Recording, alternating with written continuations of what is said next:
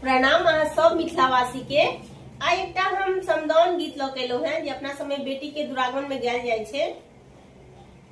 तो गीत के पूरा सुनब और गीत नीक लागत तो लाइक कमेंट और शेयर जरूर करब। धन्यवाद। जय मिथिला, जय मैथिली। नैहा